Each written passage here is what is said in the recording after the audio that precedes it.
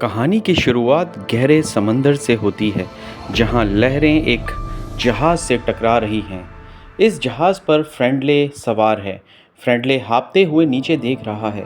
اس کے چہرے پر بارود کی کالی لکیریں بنی ہوئی تھیں۔ اسے یقین نہیں ہو رہا تھا کہ حکومت نے اسے جس جزیرے پر موسم کا حال معلوم کرنے بھیجا تھا وہاں اسے اپنی زندگی کی سب سے ہولناک جنگ لڑنا پڑے گی۔ اس نے سوچا تھا کہ وہ یہاں صرف 1 سال آرام سے گزارے گا، لیکن اب اسے سمجھ آ چکا تھا کہ یہاں ایک رات بھی زندہ رہنا معجزے سے کم نہیں۔ لیکن وہ اس سرکاری نوکری کے جال میں کیسے پھنسا؟ چلتے ہیں شروعات کی طرف۔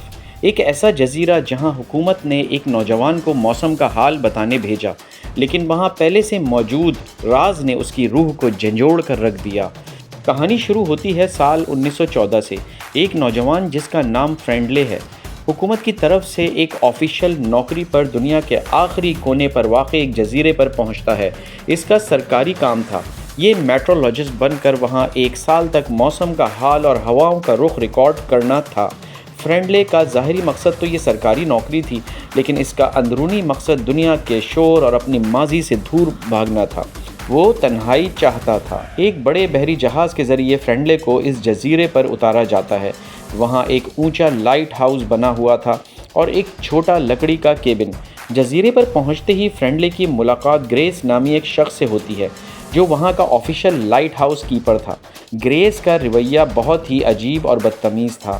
جب فرینڈلے نے پوچھا کہ وہ شخص کہاں ہے جس کی جگہ وہ نوکری کرنے آیا ہے، تو گریس نے سرد لہجے میں کہا، وہ ٹائیفائڈ کی بیماری سے مر گیا ہے۔ کپتان فرینڈلے کو کہتا ہے کہ قانون کے مطابق اب 1 سال سے پہلے کوئی جہاز اسے واپس لینے نہیں آئے گا۔ فرینڈلے اپنے لکڑی کے کیبن میں سامان رکھتا ہے اور بحری جہاز واپس چلا جاتا ہے۔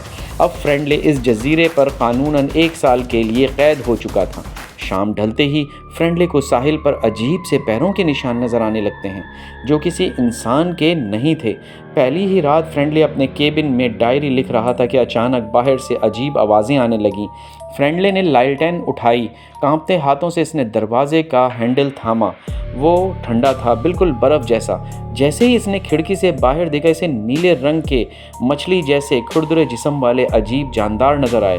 اس کی آنکھیں پیلی پڑ گئیں اور چمکدار پڑ گئیں۔ اچانک ان جانداروں نے کیبن پر حملہ کر دیا۔ وہ لکڑی کے تختے توڑنے لگے۔ فرینڈلے خوف کے مارے اپنی بندوق اٹھا لی اور فائر کیا۔ وہ رک گیا، سانس بند، کوئی آواز نہیں، لیکن باہر لاکھوں کی تعداد میں وہ کھڑے تھے۔ فرینڈلے نے بھاگ کر فرنیچر دروازے کے پیچھے لگا دیا۔ وہ پوری رات موت کے سائے میں تڑپتا رہا۔ صبح ہوتے ہی وہ جاندار سمندر میں واپس چلے گئے۔ فرینڈلے بھاگتا ہوا گریس کے پاس لائٹ ہاؤس گیا اور کہا کہ رات مجھ پر حملہ ہوا، مجھے اندر آنے دو، لیکن گریس نے اسے دھکا دے کر باہر نکال دیا۔ گریس تو جیسے فرینڈلے کی موت کا تماشا دیکھنا چاہتا تھا۔ گریس کے اس رویے سے فرینڈلے بہت پریشان ہو جاتا ہے اور آخر کار وہ اپنے کیبن میں واپس آتا ہے۔ کیبن میں واپس آنے کے بعد وہ کیبن کو چاروں طرف سے لکڑی کی مدد سے بند کرنے کی کوشش کرتا ہے تاکہ وہ مخلوق اندر داخل نہ ہو سکے۔ وہ اچھی طریقے سے کھڑکیاں دروازوں کو بند کرتا ہے اور لکڑیاں لگا دیتا ہے۔ یہ کام بہت محنت والا ہوتا ہے، لیکن وہ اس کام میں اس طرح مشغول ہوتا ہے کہ جیسے وہ ایک بڑی آفت سے بچنا چاہتا ہو۔ وہ پوری تیاری کر کے رکھتا ہے اس مخلوق سے نمٹنے کے لیے، لیکن پھر بھی اس کے دل میں خوف ہے۔ وہ اپنی بندوق نکالتا ہے اور پوری تیاری کے ساتھ اس مخلوق کا دفاع کرنے کے لیے تیار ہوتا ہے۔ رات کی تاریکی میں اس کا خوف اور بڑھ جاتا ہے، لیکن وہ اس مخلوق کا انتظار کر رہا ہوتا ہے۔ اس کو اندازہ نہیں ہوتا کہ وہ ابھی کتنی بڑی مشکل میں پھنسنے والا ہے، اور پھر وہی ہوتا ہے جس کا ڈر تھا۔ مخلوق ایک ایک کر کے نکلنا شروع ہو جاتی ہے۔ یہ انسان نما عجیب شکل والی مخلوق کو دیکھ کر وہ اور زیادہ ڈر محسوس کرنے لگتا ہے، لیکن وہ تیار ہے۔ اچانک چاروں طرف سے اس عجیب سی مخلوق کے ٹکراؤ کی آوازیں آنا شروع ہو جاتی ہیں اور وہ زور زور سے کیبن پر ٹکر مار رہے ہوتے ہیں جیسے کہ وہ کیبن کو توڑنے والے ہوں۔ وہ عجیب سی مخلوق اس کے کیبن کے لکڑی کے تختے توڑنے لگے۔ فرینڈلے نے خوف کے مارے اپنی بندوق اٹھائی اور فائر کرنا شروع کر دیا۔ جہاں سے اس کو آواز آتی وہ وہیں سے فائر کرنا شروع کر دیتا۔ سانس بند، کوئی آواز نہیں، لیکن باہر لاکھوں کی تعداد میں वही मखलूक खड़ी थी। उसने अचानक से गेट खोला और अपने केबिन के चारों तरफ उसने आग लगा दी, लेकिन ये एक ऐसी चीज़ थी कि जिससे उसका दरवाज़ा भी जलना शुरू हो गया जहाँ से वो दाखिल होता था। उसकी परेशानी में एक और इजाफा हो गया था कि वो अब इस केबिन से कैसे बाहर निकलेगा, क्योंकि पूरा केबिन लकड़ी का बना हुआ था। वो इस परेशानी के आलम में सोचता रहा। अचानक से उसने एक चादर ली और अपने सर पर रखी और तेज़ी से भागता हुआ दरवाजे से बाहर की तरफ कूद गया। बाहर गिरते ही वो भागता चला गया, इधर देखा ना उधर। वो सिर्फ भागता रहा और भागते हुए एक चट्टान के पीछे जाके छुप गया और छुप के देखता रहा अपने केबिन के जलने के मनाजिर। सुबह होते ही फ्रेंडले की जैसे ही आंख खुली, फ्रेंडले चलता हुआ अपने केबिन की तरफ गया और देखते ही परेशान हो गया कि उसका पूरा केबिन जल चुका था। वो केबिन के अंदर गया और अंदर जाने के बाद उसने कपड़ा उठा के अपने हाथ, जिस पर चोट आई हुई थी, अपने हाथ पर कपड़ा बांधा। कपड़ा बांधने के बाद उसने महसूस किया कि अब ये केबिन रहने के लायक नहीं। अब फ्रेंडले का पहला मकसद इस अजीब सी मखलूक के बारे में जानना था, और जिसके लिए वो सुबह होते ही एक पहाड़ी के पीछे जाके बैठ गया और ग्रेस का इंतज़ार करने लगा। इसने देखा कि ग्रेस लाइट हाउस से बाहर निकल रहा है। फ्रेंडले पत्थरों के पीछे ग्रेस को गौर से देख रहा था कि अचानक इसके पीछे एक सरसराहट सी सुनाई दी। फ्रेंडले ने झटके से मुड़कर देखा। सामने वही अजीब सी नीले रंग की मखलूक खड़ी थी, जिसकी पीली आंखें अंधेरे में चमक रही थीं। खौफ के मारे फ्रेंडले के हाथ कांप उठे, लेकिन उसने फ़ौरन अपनी बंदूक इस जानदार पर तान ली। वो रुक गया, सांसें बंद, कोई आवाज़ नहीं। फ्रेंडले गोली चलाने ही वाला था कि अचानक पीछे से ग्रेस आ गया। ग्रेस ने अपनी बंदूक इस पर तान ली। तुम यहाँ क्या कर रहे हो? ग्रेस गुस्से से चिल्लाया। फ्रेंडले ने हाँफते हुए कहा, इन्होंने मुझ पर हमला किया, मेरा केबिन जला दिया। मुझे लाइट हाउस के अंदर आने दो, वरना वो मुझे मार डालेंगे। हंसते हुए जवाब दिया, यहाँ रहने का एक ही उसूल है, अपनी हिफाजत खुद करो। ये लाइट हाउस मेरा है, तुम्हारा नहीं। फ्रेंडले ने देखा कि ग्रेस इसे मरने के लिए छोड़ रहा है। तब फ्रेंडले ने अपना आखिरी पत्ता खेला। उसने कहा, मेरे पास खाने पीने का बहुत सारा सामान मौजूद है और शराब की बोतलें भी हैं जो बच गई हैं। अगर मुझे अंदर आने दो तो मैं ये सब कुछ तुम्हें दे दूंगा। शराब का नाम सुनते ही ग्रेस के चेहरे के तासुरात बदल गए। उसने फ्रेंडले को देखा, फिर लाइट हाउस की तरफ इशारा करते हुए बोला, सामान उठाओ और अंदर चलो, लेकिन याद रखना कानून मेरा चलेगा। असल में फ्रेंडले का मकसद सिर्फ और सिर्फ उस लाइट हाउस में जाकर उस अजीब सी मखलूक के बारे में जानना था।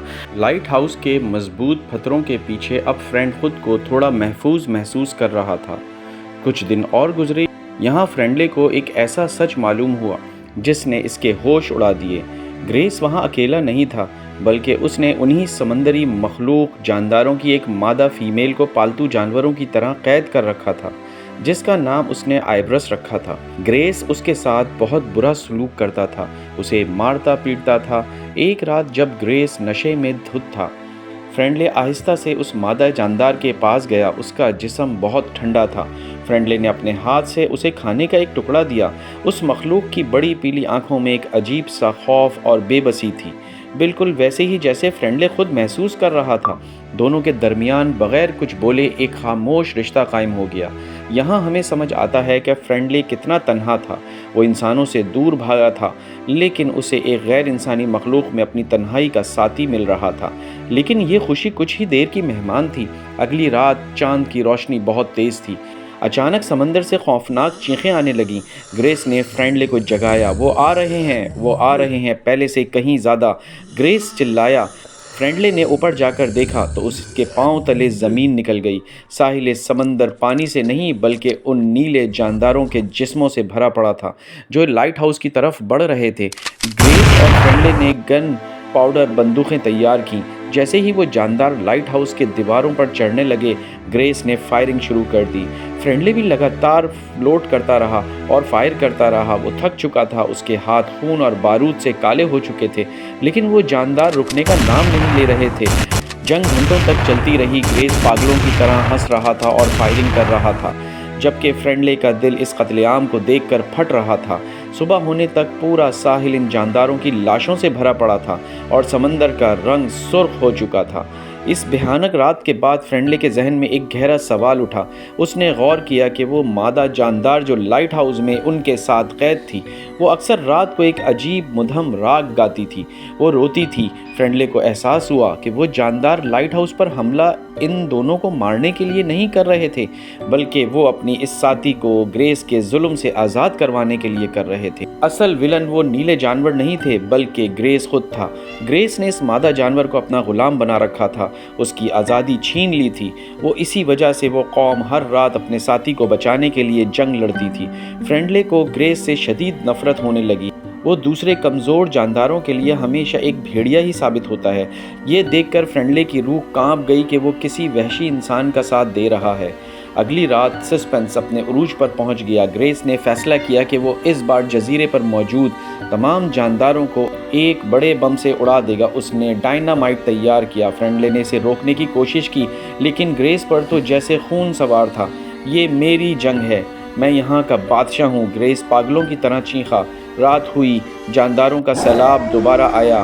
گریس نے آگ لگائی اور اسے نیچے پھینک دیا۔ ایک زوردار دھماکہ ہوا، زمین ہل گئی، ہر طرف آگ لگ گئی، لیکن اس بار کچھ الگ ہوا۔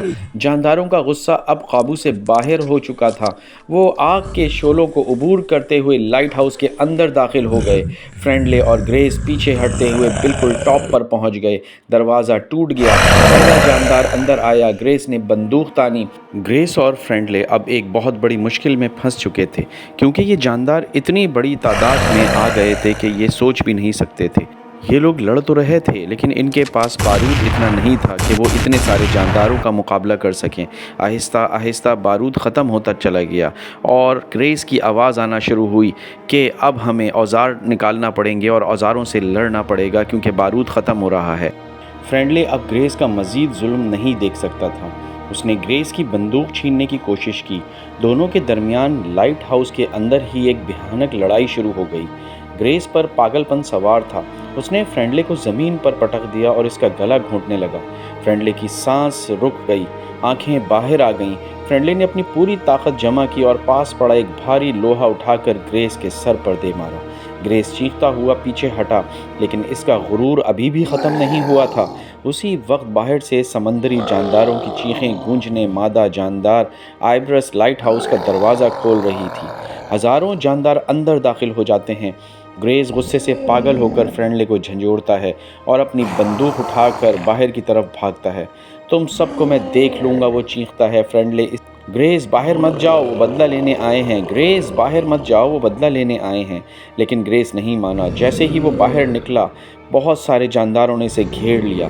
فرینڈلے صرف دیکھتا رہ گیا۔ ان جانداروں نے گریس کو لائٹ ہاؤس کے باہر ہی چیر پھاڑ کر مار ڈالا۔ اس جزیرے کا سب سے بڑا وحشی انسان اب اپنے انجام کو پہنچ چکا تھا۔ صبح ہوتے ہی جزیرے پر مکمل خاموشی تھی۔ گریس کا وجود ختم ہو چکا تھا۔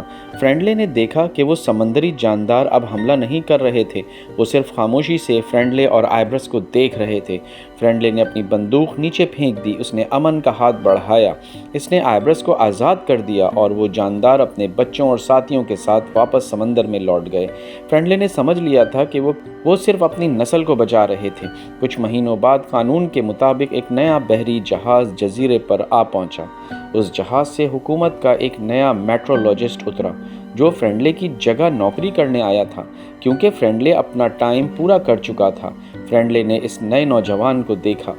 اس نئے نوجوان کی آنکھوں میں وہی معصومیت نظر آئی جو 1 سال پہلے فرینڈلے کی آنکھوں میں تھی۔ فرینڈلے اب گریس کے کپڑے پہنے لائٹ ہاؤس کا کیپر بن چکا تھا۔ اس نے اس نئے نوجوان سے وہی سرد اور بے رخی والا رویہ اپنایا جو گریس نے اس کے ساتھ اپنایا تھا۔ فرینڈلے اب خود ایک نیا گریس بن چکا تھا۔ جزیرے کی تنہائی نے اس کی روح کو بھی بدل دیا تھا۔ یہ کہانی یہاں ختم ہوتی ہے۔ یہ ہمیں یاد دلاتی ہے اور سبق دیتی ہے، جب انسان اپنے اندر کے خوف سے لڑنا چھوڑ دیتا ہے تو وہ خود ایک درندہ بن جاتا ہے۔